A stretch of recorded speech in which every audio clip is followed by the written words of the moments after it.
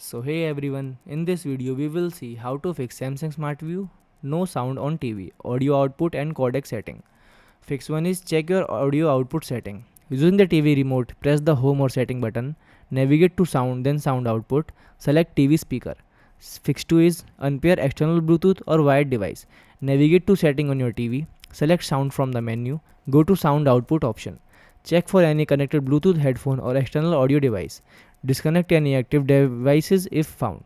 Third fix is perform a sound reset. Navigate to setting, then sound, then expert setting. Scroll to the bottom of the menu, select reset sound.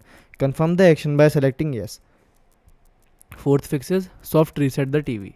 Leave the TV powered on, unplug the power cable from the wall outlet, wait for 30 seconds, press and hold the physical power button on the TV for 60 seconds. Plug the TV back in, turn the TV on. Fifth fix is update TV software.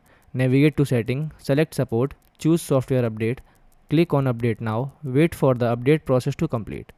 Thanks for watching.